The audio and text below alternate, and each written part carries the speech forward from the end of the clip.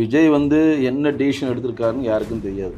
At the same time CD Nirmalkumar சொல்கிறதெல்லாம் நீங்கள் பெருசாக எடுத்துக்கவே தேவையில்லை. ஏன்னா விஜயோட டிசிஷன் வந்து அது ஒன் மேன் ஷோ, அது ஒன் மேன் ஆர்மி. அது விஜய் என்ன சொல்கிறாரோ அதுதான் நடக்கும். வாகை சூடுவோம், வரலாறு படைப்போம், கான்பிடென்ட்டா இருங்க, நல்லதே நடக்கும், வெற்றி நிச்சயம்.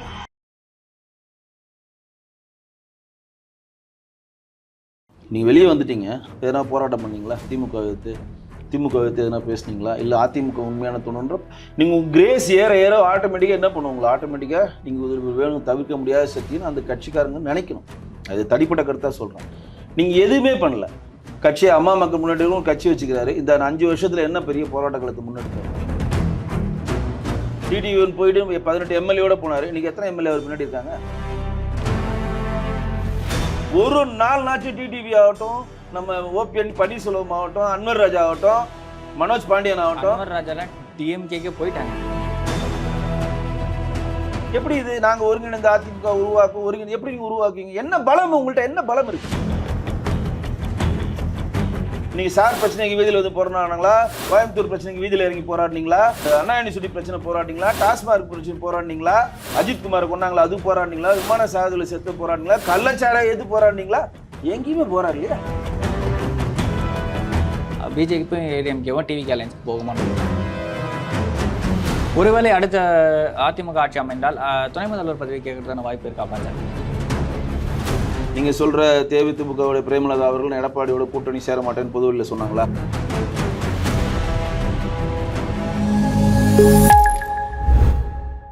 நாதஸ்நேயர்களுக்கு வணக்கம். அரசியல் பல பரபரப்பான கட்டங்களை நோக்கி நகர்ந்து கொண்டு வருகிறது. அது குறித்து உதவிக்க பாஜகவின் கலை இலக்கிய பிரிவு மாநில செயலாளர் திரு வெங்கடேசன் அவர்கள் இணைந்திருக்கார். வணக்கம் சார். வணக்கம் சார். அம்மையார் ஜெயலலிதாவின் மறைவுக்கு அப்புறமா வந்து பார்த்தீங்கன்னா அதிமுக தொடர் சரிவுகளே வந்து சந்திச்சிட்டு இருக்கு. குறிப்பாக ஓபிஎஸ் அவர்களோட இதுவாகட்டும் சரி, டிடிவி நீக்கமாகட்டும் சரி, சசிகலாவோட பதவி பறிப்பாகட்டும் சரி, அதன் பிறகு ஓபிஎஸோட பதவி பறிப்பு, ஓபிஎஸ் நீக்கம், இந்த மாதிரி விஷயங்கள் தான். இப்போ செங்கோட்டையன் ஓபிஎஸ் கூட இருந்த மனோஜ் பாண்டியன் வந்து பார்த்தீங்கன்னா போய் திமுக இருந்தார். இதுக்கு முன்னாடி மருதராஜ் போயிருந்தார், மைத்ரேயன் போயிருந்தார். இந்த மாதிரி பல பேர் வந்து அதிமுகலேருந்து முக்கால்வாசி பேர் வந்து திமுகவுக்கு போகிற சூழ்நிலையை பார்க்க வேண்டியது இருக்குது. அதிமுகவுமே இருக்கிறவங்களெல்லாம் நீக்கி விடுற மாதிரி சுச்சுவேஷன்லாம் பார்க்க வேண்டியதாக இருக்குது. குறிப்பாக மீன்ஸ்லாம் வந்து பார்த்தீங்கன்னா பெரிய பெரிய ஐடி நிறுவனங்களுக்கு ஈக்குவலாக லே ஆஃப் பண்ணுற ஒரு நிறுவனம் யாருன்னு பார்த்தீங்கன்னா அதிமுகன்னு போட்டு கலாய்க்கிற அளவுக்கு வந்து அதிமுகவோட நல்லமன்றது இப்போ இருக்குது. தொடர்ச்சியான இந்த விஷயங்கள் அடுத்த 2026 தேர்தலில் அதிமுகவுக்கு சிக்கலாக்கி விடுறாரா? இல்லை, இப்போ அதிமுகவுக்கு வந்து என்ன மாதிரி சிக்கல் அதை உண்டு பண்ணணும்னு எனக்கு தெரியல. ஏன்னா அது வந்து அந்த கட்சியினோட உள்கட்சி பிரச்சனை. அது நம்ம பேச மாட்டோம் பொதுவெளியில். இருந்தாலும் ஒரு விஷயம் என்ன சொல்லணும்னா, ஒரு கட்சியிலேருந்து ஒருத்தர் போகிறாங்கன்னா அவங்க போகக்கூடாதுன்னு அந்த தலைமை நினைக்கிற அளவுக்கு அந்த கட்சியினுடைய போகக்கூடிய நபருடைய செயல்பாடு இருக்கணும் தான் என்னுடைய தனிப்பட்ட கருத்து. உதாரணம் சொல்கிறீங்களே, இப்போ செங்கோட்டையன் போகிறாருன்னு வச்சு போயிட்டார். செங்கோட்டையன் போகக்கூடாதுன்னு ஒரு கட்சி நினைக்கணும். ஓபிஎஸ் போகிறார், ஓபிஎஸ் போகவே கூடாது, அவர் வேணும், அவர் இருந்தால் தான் நமக்கு இங்கே வந்து எல்லாமே பண்ண முடியுன்ற அந்த கட்சி நினைக்கிற மாதிரி அவங்க செயல்பாடுகள் இருக்கும். அப்போ நான் கேட்குற ஒரே ஒரு விஷயம் கேட்குறேன். நீங்கள் ஓபிஎஸ் அவர்கள் போயிட்டார், நம்ம யார் மைத்ரேயன் அவர் போயிட்டார், அன்வர் ராஜா போயிட்டார், நீங்கள் மனோஜ் பாண்டியன் அங்கேருந்து போயிட்டார், தங்கச்செல்வன் அங்கே போயிட்டு அங்கே போய் இதுவாகிட்டார், அன்வர் ராஜா போயிருக்காரு, செந்தில் பாலாஜியோட அவர் அப்பயே போயிட்டார். அவர் பல கட்சி, அவரும் பெல்டிக்குமார் தான். இப்போ எடப்பாடி அவர்கள் வந்தவுடனே ஒரு லிஸ்ட்டு போச்சுன்னா, இந்த லிஸ்ட்டில் போனவங்க எல்லாருமே கம்பல்சரியாக இங்கே வேணும், நம்ம வந்து இவங்க இருந்தால் தான் நம்ம ஜெயிக்க முடியுன்ற ஒரு ஆட்டிடியூடாக அந்த தலைமைக்கு அவங்க ஏற்படுத்தலை. ஒன்று. ரெண்டாவது, இன்றைக்கி ஓபிஎஸ் அவர்கள் இருக்கிறாரு, அவர் வந்து இந்த கட்சி உள்ள வந்துட்டு வெளியில் போயிட்டு திருப்பியும் ஏடிஎம்கே வேணும்னு அவர் போர்க்கொடி தரப்ப ஏடிஎம்கே வேணும், இவர் வரணும் அப்படின்ற அளவுக்கு இவர் என்ன போராட்டத்தை முன்வைத்து ஒரு முக்கியத்துவமாக தன்னை பண்ணாருன்றது ஒரு கேள்வி எழுதா இல்லையா? நான் சொல்கிறது நல்ல பாயிண்ட் புரிஞ்சுங்க. நீங்கள் வெளியே வந்துட்டீங்க, உங்களை நீங்கள் டைம் லைனில் வச்சுருந்தீங்க, லைம் லைட்டில் வச்சுருக்கீங்களா? எதனா போராட்டம் பண்ணிங்களா? திமுக எடுத்து எதனா பேசுனீங்களா? இல்லை அதிமுக உண்மையான தோணுன்ற நீங்கள் கிரேஸ் ஏற ஏற ஆட்டோமேட்டிக்காக என்ன பண்ணுவாங்களா? ஆட்டோமேட்டிக்காக நீங்கள் வேணும் தவிர்க்க முடியாத சக்தின்னு அந்த கட்சிக்காரங்க நினைக்கணும். அது தனிப்பட்ட கருத்தாக சொல்கிறேன். நீங்கள் எதுவுமே பண்ணல. ஓபிஎஸை பொறுத்தவரை எனக்கு தெரிஞ்சு அதிகபட்சம் எல்லா கோயிலும் போய் சுற்றுவார். அது நான் பார்த்தது. டிடிவி கட்சியை அம்மா மக்கள் முன்னாடி கட்சி வச்சுக்கிறாரு. இந்த 5 வருஷத்தில் என்ன பெரிய போராட்டங்களை முன்னெடுத்தார்? தன்னுடைய கட்சியை நிலைப்படுத்துறதுக்கு, பிரகடனப்படுத்துறதுக்கு நான் அந்த மிகப்பெரிய திமுகவுடைய எதிரின்னு எங்கன்னா சொல்கிறதுக்கான மாநாடோ போராட்டம் எதனா முன்னெடுத்தாரா? சசிகலா என்ன பண்ணாங்க? மைக் கிடச்சா மைக்கில் பேசுகிறாங்க. நான் முன்னாடி சொன்ன அன்வர் ராஜா என்ன பண்ணார்? புரியுங்களா சொல்கிறது? மைத்ரேயன் என்ன பண்ணார்? இப்போ போன மனோஜ் பாண்டியன் என்ன பண்ணார்? யாரும் எதுவுமே பண்ணலைங்க. எல்லோரும் எப்படி இருக்கீங்க? நாங்கள் ஒரு போஸ்டிங்கில் இருந்துட்டோம், திருப்பி எங்களை சேர்த்துங்க அதே போஸ்டிங்கில் இருப்போம்னா நீங்கள் தவிர்க்க முடியாமல் சக்தி வராதுக்கு மக்கள் பணி நீங்கள் என்ன ஆட்டுறீங்கன்னு ஒரு கேள்வி எழுதா இல்லையா? அப்போ அந்த தலைமை என்ன நடக்குது? நீங்கள் எல்லாமே நாங்கள் ஜெயிக்க முடியும், நீங்கள் எல்லாமே நாங்கள் வந்து முன்னேற முடியுன்ற ஒரு ஆட்டிடியூடை யார் கொடுக்கறது? நீங்கள் தானே கொடுக்குறீங்க. இன்னைக்கு ஓபிஎஸ் இல்லாமல் அதிமுக நகரான்ற ஒரு நெருக்கடியை தன்னுடைய போராட்ட களம் மூலம், தன்னுடைய பேச்சு மூலம், தன்னுடைய தொண்டர் பலம் மூலம், தன்னுடைய திமுக எதிர்ப்பு மூலம் ஒருத்தர் அசைக்க முடியாமல் கொண்டு வந்தால் அந்த கழகம் என்ன நினைக்க? அந்த கட்சியை சேர்ந்தவங்க ஐயோ கண்டிப்பாக வேணும் அவரை விடாதீங்க பிடிச்சிங்க நினைப்பாங்களா இல்லையா? அசைக்க முடியாத சக்தியாக இருந்தா போட்டுங்க பரவாயில்லன்னு சொல்கிறாங்கன்னா அப்போ நீங்கள் அசைக்க முடியாத சக்தின்றது ப்ரூவ் ஆகுதா இல்லையா? சொல்கிற பாயிண்ட் புரியுதுங்களா உங்களுக்கு? இது வந்து டிடி அவர்களுக்கு பொருந்தும்.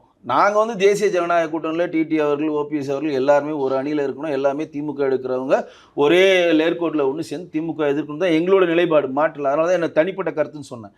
இப்போ ஒருத்தர் கட்சியை விட்டு ஒருத்தர் போனார்னா அந்த கட்சியினுடைய தலைவர் இவ போகக்கூடாதுன்னு நினைக்கிற அளவுக்கு உங்கள் செயல்பாடுகள் இருக்கணும். அந்த செயல்பாடுகள் இருந்துச்சான்றதை நீங்கள் பின்னோக்கி பாருங்கள். நீங்கள் இப்போ வந்து 2021 எலெக்ஷன் நடந்து இப்போ 26 அடுத்த எலெக்ஷன் வந்துச்சு.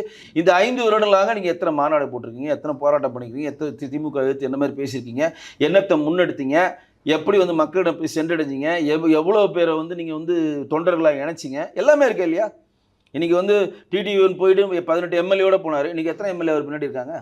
அப்போ தன் நிலைப்பாடை நிலைநிறுத்துறதுக்காக ஒரு கட்சியை நடத்துகிறாருன்னு ஒரு சந்தேகம் எழுதா இல்லையா? தனி கட்சி ஆரம்பிச்சிட்டாரு. நான் மறுபடியும் அம்மா மக்கள் முன்னேற்ற கழகம் ஒருங்கிணைந்த அதிமுக ஒன்று சேருவேன்னு சொல்கிறது என்ன லாஜிக்கு? நீங்கள் தனி கட்சி ஆரம்பித்த பிறகு உங்களுக்கும் ஏடிஎம்கேக்கு என்ன சம்மந்தம் இருக்குங்க? உள்ளே இருந்தீங்க, உங்களுக்கு மேலே போட்ட கேஸு வித்ரா பண்ணார் எடப்பாடி அவர்கள், பண்ணாரா இல்லையா? அப்போ நீங்கள் தனி கட்சி ஆரம்பிச்சுன்னா உங்கள் வேலை என்ன? நீங்கள் ஒவ்வொரு மாவட்டமாக போகணும், உங்கள் ஆட்களை சேர்க்கணும், உங்கள் கட்சியை பலப்படுத்தணும், கட்சிக்கு மாநாடு போகணும், திமுக எதிராக நிலைப்பாடு எடுக்கணும், நீங்கள் வந்து போராட்டம் பண்ணணும், உண்ணாவிரதம் இருக்கணும், அரெஸ்ட் ஆகணும், கட்சியை வளர்க்கணும். இதானே உங்கள் தனிப்பட்ட ஒரு கட்சியினோட வேலை? இதானே வேலை? நீங்கள் உட்காந்துக்கினே இருப்பீங்க. எலெக்ஷன் வந்தோடனே நாங்கள் ஜெயலலிதா அம்மா விஸ்வாசி, நாங்கள் ஜெயலலிதா அம்மாவுக்கு நாங்கள் தான் எல்லாமே, என்னை துன்பை இந்த இவ்வளோ உயரத்தில் உட்கார வைக்கணும்னு சொல்லி எந்த தலைவரை ஏற்றுப்பாங்க? லாஜிக்காக கேட்குறேன், நான் கேட்குறேன், கரெக்டாக நான் கேட்குறது. ஒரு கட்சியினுடைய தலைவர், நான் ஒரு கட்சி ஆரம்பிச்சுன்னா என் வேலை நான் 38 மாவட்டங்கள் நான் சுற்றுப்பயணம் போவேன். இன்றைக்கி எடப்பாடி வேலை வெட்டி இல்லாமல் ஒவ்வொரு மாவட்டம் சுற்றுப்பயணம் போயிட்டு இருக்காரு. ஃபர்ஸ்ட் சுற்றுப்பயணத்தை ஆரம்பிச்சது யார்? எடப்பாடி அவர். நீ பாதி மாவட்டத்தை முடிச்சிட்டாரு, நான் வேலை வெட்டி இல்லாமல் சுற்றுறாரு அவர். போகிறாரா இல்லையா? தன் கட்சி, என்னுடைய பணி, என்னுடைய மக்கள், என்னுடைய ஆட்சி அது வந்து தக்க வைக்கணுன்றதுக்காக போராடுறாங்களா இல்லையா? நீங்கள் எத்தனை தமிழ்நாட்டுக்கு 38 மாவட்டத்தில் சுற்றுப்பயணம் போனீங்க? திமுக எடுத்து எந்த இடத்துல போராட்டத்தீங்க? ஒரு நாள் நாச்சு டிடிவி ஆகட்டும், நம்ம ஓபிஎன் பன்னீர்செல்வம் ஆகட்டும், அன்வர் ராஜா ஆகட்டும், மனோஜ் பாண்டியன் ஆகட்டும், அன்வர் ராஜாலாம் டிஎம்கேக்கே போயிட்டாங்க. சொல்கிறது கேளுங்க. இவர்கள் எல்லாம் போனவர்கள் எல்லாம் மைத்திரன் ஆகட்டும் ஒரு நாளாவது வள்ளூர் கோட்டத்தில் நின்று போராட்டம் பண்ணியிருக்காங்களா? சேப்பாது விருதுநெல்வேலி போராட்டம் பண்ணியிருக்காங்களா? பனையால் மாளிகை சைதாப்பேட்டில் போராட்டம் பண்ணியிருக்காங்களா? எங்கேருந்து போராட்டம் பண்ணீங்க? சிகாரவேலத்தில் கலெக்டர் ஆஃபீஸ் இருக்கே நம்ம பாரிஸில். இந்த 4 இடம் தான் சென்னையில் போராட்டத்துக்கு உச்சநீதிமன்றத்தில் அதிகப்பட்ட போராட்டம் கட்டுறதுக்கான அனுமதி பெற்ற இடம். இந்த 4 இடத்துல இங்கேருந்து போனவங்க ஒரு போராட்டம் நடத்திருக்காங்கன்னு சொல்லுங்கள். இல்லைல்ல? அப்போ எப்படி நீங்கள் புரியல எனக்கு? எப்படி இது நாங்கள் ஒருங்கிணைந்த அதிமுக எப்படி நீங்கள் உருவாக்குவீங்க? என்ன பலம் உங்கள்கிட்ட? என்ன பலம் இருக்குது பலம்? இப்போ நான் வந்து உங்களை விடக்கூடாதுன்னு நினைக்கிற அளவுக்கு எங்கிட்ட நீங்கள் என்ன ப்ரூவ் பண்ணியிருக்கீங்க? ஓபிஎஸ்னாச்சும் அதிமுகவில் எப்படா சேர்ந்துருவேன் நினைக்கிற ஒரு கனவில் இருக்கலாம். மற்றவர்களை விடுங்க, அவங்க இருந்து அங்கே போனவங்க. டிடிடி அவர்கள் வேலையே இல்லையாங்க? நீங்கள் அதிமுகவுக்கு சேர வேண்டிய வேலையே இல்லையா? உங்கள் வேலை நீங்கள் தனி கட்சி ஆரம்பிச்சிங்களா? குக்கர் சின்னத்தை வச்சுக்கிட்டு அதை பரப்புறதுறேன். இப்போ குக்கர் சின்னத்தை 38 மாவட்டங்களை கொண்டு போய் போகிறதாங்க டிடியோட வேலை. 38 மாவட்டத்துலேயும் போராட்டம் பண்ணுறது தானே அவங்க வேலை. 38 மாவட்டத்துலேயும் அம்மாவை எடுத்து அரசியல் பண்ண திமுக எடுத்து நாங்கள் போராட்டம் வைக்கிறோம், உண்ணாவிரதம் வைக்கிறோம், ஒவ்வொரு பிரச்சனைக்கும் நாங்கள் வீதியில் இறங்கி போராடுவோம். நீங்கள் சார் பிரச்சனைக்கு வீதியில் வந்து போராடினாங்களா? இல்லாட்டி இந்த இப்போ கோயம்புத்தூர் பிரச்சனைக்கு வீதியில் இறங்கி போராடினீங்களா? நம்ம இந்த அண்ணா யூனிவர்சிட்டி பிரச்சனை போராடினீங்களா? டாஸ்மார்க் பிரச்சனை போராடினீங்களா? நம்ம இவருக்கு அஜித்குமாரை கொண்டாங்களா, அது போராடினீங்களா? விமான சாகதில் செத்து போராடினீங்களா? கள்ளச்சாரை எது போராடினீங்களா? எங்கேயுமே போராடலையே. அப்போ என்ன லாஜிக் இது? எனக்கு ஒன்றும் புரியல. அப்போ இதை எப்படி ஒரு கட்சி தலைவராக ஒருத்தர் யோசிப்பாங்களோ அதே மாதிரி மக்களும் யோசிப்பார்கள். இதுதான் நீங்கள் பிடிக்க வேண்டிய கேள்வி. ஒரு மக்கள்கிட்ட நீங்கள் ஓட்டு கேட்க போகிறீங்க, நான் தான் வந்திருக்கேன், அப்போ குக்கர் சிந்து ஓட்டு இல்லை, நீங்கள் யார்ப்பா திடீர்னு வந்திருக்கீங்க, இவ்வளோ நாள் எங்கேப்பா போனீங்க, என்னப்பா எங்களுக்காக நீங்கள் பண்ணீங்க, போராட்டம் பண்ணீங்களா, எங்களுக்காக இப்போ பேசுனீங்களா, எங்களுக்கான செயல்பாடுகள் எதனா மேலிடத்துல பேசி வாங்கி கொடுத்துருக்கலாம், எங்களுக்கான நல்லது எதனா செஞ்சீங்களா? எதுவுமே இல்லை. போயிட்டு வாப்பா, ஓரமாக போய் விளையாட சொல்லுவாங்களா இல்லையா மக்களே? நான் சொல்கிறது ஒரு கட்சியினுடைய தலைவர் நினைக்கிறன்றது கூட்டணி சம்மந்தமான ஒரு ஆக்சஸ் சொல்கிறேன். நார்மலாக ஒரு அடிமட்ட தொண்டன், அடிமட்ட ஒரு சாமானியனு நீங்கள் ஓட்டு கேட்க போனால் அந்த சாமானியன் கேள்வி கேட்போனா இல்லையா? இப்போ ஓபிஎஸ்ஸே இருக்கார், நீங்கள் ஓட்டு கேட்க சும்மா ஒரு எக்ஸாம்பிள் சொல்கிறேன், எனக்கு தனிப்பட்ட கருத்து, அது கட்சியின் கருத்தில் தனிப்பட்ட கருத்தை சொல்கிறேன். ஓபிஎஸ் போகிறாரு, ஒரு இடத்துல ஓட்டு கேட்க போகிறாருன்னு வச்சுக்கோங்க. திமுகவில் இந்த கூட்டணி அப்படியே கண்டினியூ ஆனால் டிஎம்கே தான் தமிழ்நாட்டில் ஜெயிக்கும் ஒரு வார்த்தை விட்டாரா இல்லையா? காலையிலையும் சந்திக்கிறாரு, மாலையிலையும் சந்திக்கிறாரு, ஈவினிங் மு க ஸ்டாலின் சந்திச்சாருன்னா நீங்கள் போய் எப்படி ஒரு அதிமுக தொண்டுட்டு ஓட்டு கேட்பீங்க? அதிமுகவுடைய பிரதான எதிரி யார்? திமுகங்க. அவன் பச்சை குத்துருப்பாங்க கையில் கொடியை, அவன் கண்ணை தூக்கத்தை எழுப்பி கேட்டால் அவன் எதிரி திமுகன்னு சொல்லுவாங்க. அவனை பொழுது விட்டு மறுபடியும் அதிமுக தொண்டை உங்கள்கிட்ட எப்படி சென்றடைய முடியும்? இது ஒரு லாஜிக் புரியுதா உங்களுக்கு? டிடிவியே சுத்தமாக இல்லை. அவர் இந்நேரம் வந்து அவருடைய கட்சியை மிகப்பெரிய லெவலில் வளர்த்துருக்கணுமா இல்லையா? அப்படியே 18 எம்எல்ஏ சுருங்கி இப்போ அவர் கூட யார் இருக்கா? செந்தமிழ் செல்வனும் செந்தமிழனும் நம்ம சரஸ்வதி மேடம் 2 பேர் இருக்காங்க. வேறு யாரும் இருக்காங்களா? எல்லோரும் போயிட்டாங்களா இல்லையா? முதல்ல டிடிவிட்டு போனவர் தானே செந்தில் பாலாஜி. எல்லாரும் தங்கச்சமிழ் எங்கேருந்து போனார்? நான் சொல்லுறது பாயிண்ட் புரியுதுங்களா? அப்போ நீங்கள் அரசியலை பொறுத்தவரை நீங்கள் வெளியே வந்துட்டீங்கன்னா நம்மளை இவங்க வெளியில் அமிச்சவங்களே நம்மளை கூப்பிட்டு சேர்க்குற அளவுக்கு நம்மளுடைய செயல்பாடுகள் இருக்கணும், மக்கள் மனதில் இடம் பெறணும், மக்கள் பணிகள் செய்யணும், போராட்டத்தை முன்னெடுக்கணும், நம்பர் 1 போராட்ட போராளின்ற பேரை வாங்கணும். நான் எதுவுமே செய்ய மாட்டேன், கோயிலே சுற்றி வருவேன், எனக்கு கடவுள் இது வானத்துலேருந்து சர்றன்னு அமிச்சு எங்களை எதுவுமே அங்கே உட்கார வச்சுன்றது எந்த தொண்டை ஏற்றுப்பான்? தொண்டனே ஏற்றுக்காதப்ப தலைமை எப்படிங்க ஏற்றுப்பான்? அதான் இங்கே நடக்குது. ஏன்னா இப்போ சமீபத்தில் 2 பேருமே வந்து எம்பி எலெக்ஷனில் போட்டிருந்தாங்க, ஆனால் 2 பேருமே வந்து பார்த்தீங்கன்னா ஜெயிக்கவே இல்லை பெருசாக. ஏங்க இவங்க ஜெயிக்காதெல்லாம் வேறு விஷயம். நல்லங்க அரசியல் வந்து அந்தந்த காலகட்டத்துக்கு ஏற்ற மாதிரி கூட்டணிக்கு ஏற்ற மாதிரி தாங்க ஜெயிப்பாங்க. அரசியல் தான் இப்போ அரசியல் இருக்கணும் நானே எல்லாத்தையும் ஜெயிப்பான்லாம் கிடையாதுங்க. அரசியல்னது அந்தந்த காலகட்டம், சந்தர்ப்ப சூழ்நிலை, உங்கள் கடவுள் அனுகிரகம், கூட்டணி, எதிரில் இருக்கக்கூடிய மைனஸு, உங்களுடைய பணபலம், இதெல்லாம் வச்சு தான் இன்றைக்கி அரசியல் எல்லாம் ஜெயிக்க முடியும். நான் சொல்கிறது, நீங்கள் லைவாக இருந்து ஓட்டு கேட்குறதுக்கான தார்மீகமான எதனா ஒரு விஷயத்தை நீங்கள் பண்ணணும்ல. நீங்கள் ஜெயிக்கல வேறு விஷயங்க. நீங்கள் எதனா ஒரு விஷயத்த பண்ணணுங்க. ஒரு தொண்டன் உங்களுக்கு ஓட்டு போடணும்னா உங்கள் ஜாதிக்காக ஓட்டு போடுறோம், ஒரு 10 பேர் இருப்பான், இல்லைன்னு சொல்ல மாட்டேன் இவர் எங்கள் ஜாதிக்காரு நான் ஓட்டு போடுவேன். 90 பேர் உங்கள் ஜாதி பேர் ஓட்டு போடுவானா? இவர் யார், என்ன பண்ணார், 5 வருஷமாக எங்கே போனார், திடீர்னு வந்து எலெக்ஷன் நிற்கிறேன் ஓட்டு போடுன்னு சொல்கிறாரு. ஏன் போன வாட்டி ஓபிஎஸ் வந்து பழைய தொகுதியிலேருந்து பெரிய குளத்தில் இது மோடி நாயகன் மாறினார்? ஆன்டி இன்கம்ஸ் இருக்கிறதுனால தானேங்க. இப்படியே நீங்கள் மாறிக்கிட்டே இருப்பீங்களா? சொல்ல பாயிண்ட் புரியுதுங்களா? அப்போ நான் கேட்குறது, நம்ம வந்து ஓபிஎஸ் அவர்களோ டிடி அவர்களோ செங்கோட்டை அவர்களோ யார் இருந்தாலும் அந்த கட்சியினுடைய தலைமை இவரை நம்ம இழக்கக்கூடாதுன்ற நிலைமைக்கு உங்களுடைய செயல்பாடுகள் இருந்தால் நம்ம பயப்பட வேண்டிய தேவையில்லை. இப்போ விஜய் அவர்கள் வந்து பார்த்தீங்கன்னா பாஜக அதிமுக கூட்டணிக்குள்ளே வரத்தை எது தடுக்குதுன்னு ஒரு கேள்வி வருதுல்ல. ஏன்னா தொடர்ச்சியாக வந்து பார்த்தீங்கன்னா அந்த கரூர் ஸ்டாம்பேடுக்கு அப்புறமா விஜய் அவர்கள் வேறு வழியே கிடையாது, அதிமுக பாஜகவோட தான் கூட்டணி வைக்கணுன்ற மாதிரி விஷயங்கள் சொல்லியிருந்தாங்க. ஆனால் சிடி நிர்மல்குமாரை கேட்டதுக்கு 2 மாதம் முன்னாடி அங்கே என்ன நிலைப்பாடு இருந்தோமோ அதே நிலைப்பாடு தான், அதிமுக கூட்டணி இல்லை அப்படின்ற விஷயங்கள் தான் அவங்க பேசிகிட்டு இருக்காங்க. விஜய் வந்து என்ன டிசிஷன் எடுத்திருக்காருன்னு யாருக்கும் தெரியாது. At the same time CD Nirmalkumar சொல்கிறதெல்லாம் நீங்கள் பெருசாக எடுத்துக்கவே தேவையில்லை. ஏன்னா விஜயோட டிசிஷன் வந்து அது 1 மேன் ஷோ, அது 1 மேன் ஆர்மி. அது விஜய் என்ன சொல்கிறாரோ அதுதான் நடக்கும். சிடி நிர்மல்குமார் சொல்கிறதோ, ஆதவ் அர்ஜுன் சொல்கிறதோ, நம்ம புசி சொல்கிறதோ அதெல்லாம் அங்கே வேலையே கிடையாது. விஜய் தான் 2026 சிஎம்னு அவர் சொல்கிறார், நடக்கும். அதெல்லாம் வேலையே இல்லைங்க. நான் சொல்கிறது விஜய் அவர்கள் வாயை திறந்து சொல்லணும். அது வரையும் வந்து இந்த நிர்மல்குமார் சொல்கிறதெல்லாம் நீங்கள் பெருசாகவே எடுத்துக்க தேவையில்லை.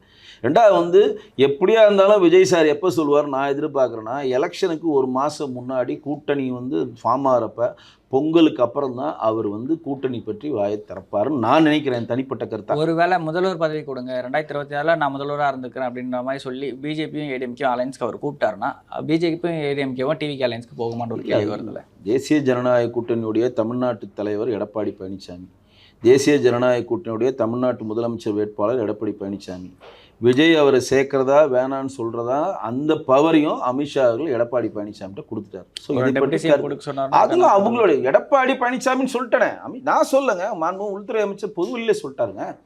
தேசிய ஜனநாயக கூட்டணியில் விஜய்க்கு என்ன ஆக்சஸ் கொடுக்கணுன்றது அவருடைய தனிப்பட்ட கருத்து. நாங்கள் இதில் வரவே மாட்டோம். நாங்கள் தேசிய ஜனநாயக கூட்டணியில் இருக்கிறோம். எங்களுடைய இலக்கு 2029 மாண்புமிகு எதிர்க்கட்சித் தலைவர் எடப்பாடி பழனிசாமியை தமிழ்நாட்டுடைய முதலமைச்சர் ஆக்கிறதா எங்களுக்கு பிரதான நோக்கம். அதை நோக்கி தான் நாங்கள் செயல்படுறோம். Okay sir. இப்போ பல பேர் வந்து ஓப்பனிங்கில் வந்து பாஜக அதிமுக கூட்டணி வச்சுன்னு சொன்னீங்கன்னா கூட்டணி ஆட்சி தான் அமையும் அப்படின்ற விஷயங்களை தொடர்ச்சியாக பேசுகிறாங்க. அமித்ஷாவே பல இடங்களில் கூட்டணி ஆட்சின்ற விஷயங்கள்லாம் பேசினார். அப்போ நயினாருக்கு வந்து துணை முதல்வர் பதவி, அண்ணாமலைக்கு துணை முதல்வர் பதவின்ற மாதிரியான விஷயங்கள் வந்து போயிட்டே இருந்துச்சு. ஒருவேளை அடுத்த அதிமுக ஆட்சி அமைந்தால் துணை முதல்வர் பதவி கேட்கறதுக்கான வாய்ப்பு இருக்கா பாஜக? இல்லை, அதெல்லாம் வந்து இங்கே யார் கூட்டணின்றே டெல்லி தான் முடிவு பண்ணுவோம். நீங்கள் சொல்கிறதெல்லாம் பெரிய கேள்வி, அதுக்கெல்லாம் ஆன்சரே கிடையாது. தேசிய ஜனநாயக கூட்டணியுடைய இந்தியாவின் தலைவராக இருக்கக்கூடிய மோடிஜி அவர்களும், உள்துறை அமைச்சராக இருக்கக்கூடிய அமித்ஷா அவர்களும், தமிழ்நாட்டின் தேசிய ஜனநாயக கட்சியினுடைய தலைவராக இருக்கக்கூடிய திரு எடப்பாடி பழனிசாமி அவர்கள் தான் முடிவு பண்ணுவாங்க. இதெல்லாம் எங்கள்கிட்ட ஆன்சரே கிடையாது. தொடர்ச்சி எடப்பாடி அவர்கள் வந்து பார்த்தீங்கன்னா பெரிய கட்சி வரும் அப்படின்னு சொல்லிட்டே இருக்காரு. பெரிய கட்சி அப்படின்னு பார்த்தீங்கன்னா தமிழ்நாட்டில் திமுகவும் அதிமுகவும் தான் பெரிய கட்சி. இதை தாண்டி பெரிய கட்சி அப்படின்னு எடுத்துக்கிட்டிங்கன்னா இப்போதைக்கு பிக்டோரியல் வயசில் காமிக்கணும் அப்படின்னா காங்கிரஸ், அதுக்கடுத்து சீமான் கட்சியும் விசிகாவும் தான் வந்து பார்த்திங்கன்னா 8% ஓட்டு வாங்கி ஓரளவுக்கு பெருசாக இருக்காங்க.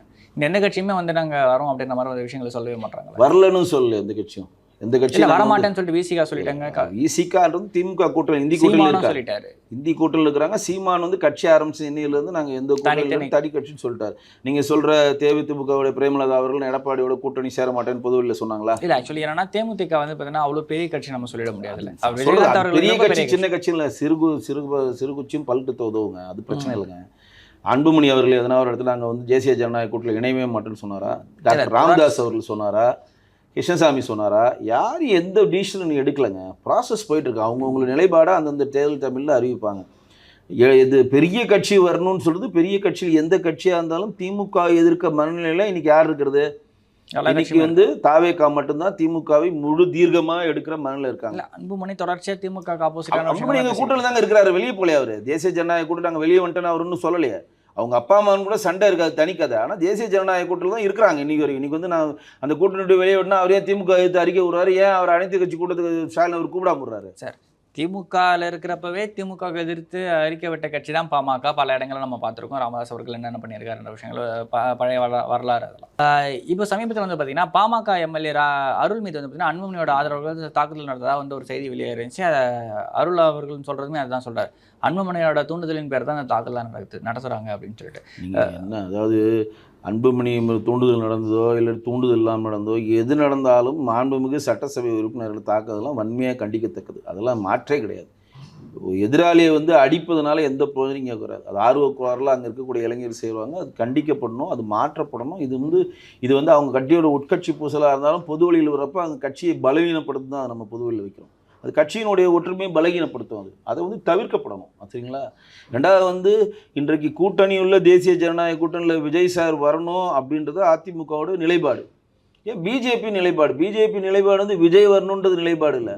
திமுகவை இவர் அதிகமாக எதிர்க்கிறார், அதனால் எங்களுக்கு வேணும் ஓட்டு வந்து ஒரே இதில் விழணும் அப்படின்றதான் எங்கள் நிலைப்பாடு. அதில் மாற்றம் இல்லை. ஆனால் வந்து இதை விஜய் சாரும் உணரணும். விஜய் சார் எப்படி உணரணும்னா, திமுகவின்ற ஒற்றை கட்சியை வீழ்த்துவதற்கு நம்ம எந்த ஒரு இதுக்கும் தியாகத்துக்கும் தயாராக இருக்கணும்னு அவங்களும் உணரணும்.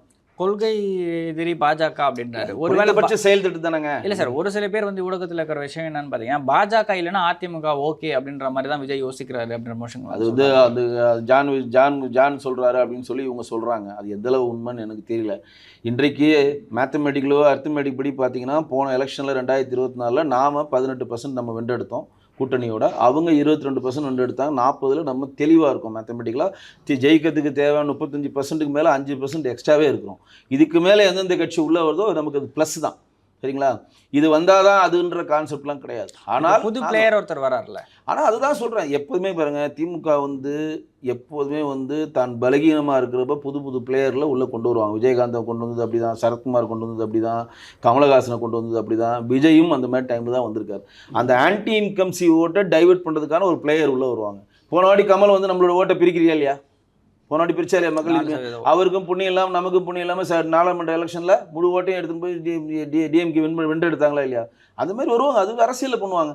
ஜெயலலிதா மேம் பண்ணாங்க, நான் ஒத்துக்கிறேன். மக்கள் எல்லாம் கூட்டணி ஒன்று ஆரம்பித்து திமுகவோட ஒட்டுமொத்த ஓட்டையும் கிளாஸ் பண்ணாங்களா இல்லையா? அவங்க திருமாவண்ணன் 2 கம்யூனிஸ்ட்டு வைகோ வாசனை வச்சு விஜயகாந்த் தான் முதல் வேட்பாளர் வச்சு இந்த ஆன்டி இன்கம்சி ஓட்டை நேரடியாக அப்போ ஜெயலலிதா ஆண்டுட்டு இருக்காங்க. அந்த ஓட்டை வந்து நேரடியாக டிஎம்கேக்கு போனாமல் அதை டைவெர்ட் பண்ணி பெரும்பான்மையாக 2வது முறை அவங்க ஜெயிச்சாங்களா இல்லையா? ஆனால் அந்த அலையன்ஸ் வந்து பெருசாக ஒரு ஓட்டை கலெக்டிவ் எடுக்கல. ஆல்ரெடி எக்ஸிஸ்டிங்காக வாங்கினதை விட வந்து அரசியல் விளையாட்டு தாங்க. இது பண்ணக்கூடாதுன்னுலாம் சொல்ல வரலங்க. அரசியல் விளையாட்டில் அவங்கவுங்க சாணக்கியத்தனத்தில் எது வேணால் பண்ணலாம். அரசியல் விளையாட்டு தான் அது. இவங்க பண்ண மாதிரி அவங்க பண்ணாங்க, அவ்வளோதான். இன்றைக்கி எடப்பாடி வந்து ஒரு பெரிய கட்சி வரணும்னு எதிர்பார்க்குறோம், வரணும்னு தான் நாங்களும் நினைக்கிறோம். அந்த ஓட்டு டைவெர்ட் ஆகாமல் 3 செதறாமல் ஒரே இடத்துல கன்சாலிடேட்டாக இருந்தால் திமுகன்ற மிகப்பெரிய சக்தி உடைக்கப்படும் நம்ம நினைக்கிறோம். நீங்கள் எப்படி நினைக்கிறீங்க? நான் என்னுடைய தனிப்பட்ட கருத்தாக ஒன்று சொல்கிறேன் பாருங்கள். விஜய் அவர்கள் வந்து தேசிய ஜனநாயக கூட்டணியில் வரலனாலும் விஜயுடன் காங்கிரஸ் போய் இணைந்தாலும் தேசிய ஜனநாயக கூட்டணி மிகப்பெரிய ப்ளஸ். ஆனா அது காங்கிரஸ் வந்து பாத்தீங்கன்னா ஒரு வின்னிங் எஃபெக்ட் அவங்க இதுங்க, நான் சொல்றேன், என்னுடைய தனிப்பட்ட கருத்தை சொல்றேன். காங்கிரஸ் வந்து விஜயோட போய் இணைஞ்சிட்டாங்கன்னா இன்னைக்கு விஜயோடைய மேஜர் ஓட்டை யாரோட ஓட்டை அவர் கொடுக்குறாருன்னா நாம் தமிழர் சீமான் ஓட்டையும் நம்ம திருமாவளவனுடைய ஓட்டம் தான் மேஜர் ஷேராக அவர் இப்போ எடுக்கிறார்.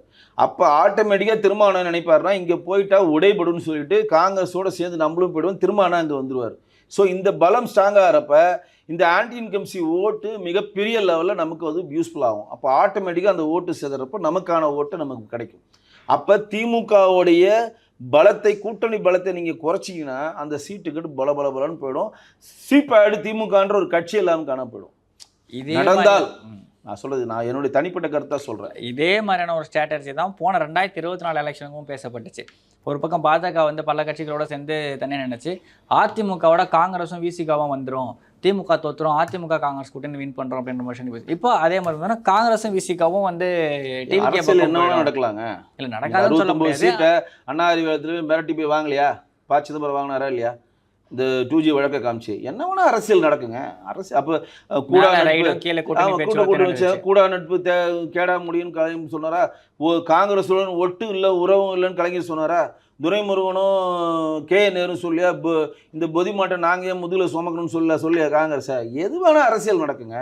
நீங்கள் நினைக்கிறீங்க காலையில் சீட்டு பேரம் வைகோ கலைஞர்கிட்ட பேசி 30 விழாவில் போய் வைகோ கலங்கிறது பேனரை பார்த்துட்டு 30 விழாவுக்கு போகாமல் அப்படியே திரும்பி ஏடிஎம்கில் வைகோ வந்து சேரலையா? எல்லாமே நடக்குங்க. அரசியல் இஸ் எ கேமுங்க, எப்படி வேணால் நடக்கும் அது. அதனால் அது கிடையாது. நான் வந்து என்னோட தனிப்பட்ட கருத்தா திமுகவுடைய ஏதோ ஒரு கூட்டணி பலத்தை உடைத்தாலே திமுகன்ற ஒரு கட்சி காணா போகும்னு முன்வைக்கிறேன், அவ்வளோதான். இது என்னுடைய தனிப்பட்ட கருத்தாக வைக்கிறேன். அப்போ டிஎம்கே கூட்டணி பலம் சொல்கிறப்ப அந்த டிஎம்கே கூட்டணியிலேருந்து ஒரே பெரிய கட்சி வந்துச்சுன்னா, நீங்கள் 6% 7% ஓட்டு இருக்க காங்கிரஸ் வந்துச்சுன்னா, இங்கே தாவேக்காவோட சேர்றப்ப அவங்களை வின்னிங் பண்ண முடியாது. ஆனால் அப்போ வந்து இந்த கூட்டணி பலமாக இருக்குன்றப்ப நேரடி எதிரினா தாவேக்கா தேசிய ஜனநாயக கூட்டணி ஆகிறப்ப நமக்கு இந்த கன்சாலிடேட்டட் ஆன்டி இன்கம்சி நமக்கு வரப்போ நமக்கு மிகப்பெரிய ஒரு பலத்தை கொடுக்கும்.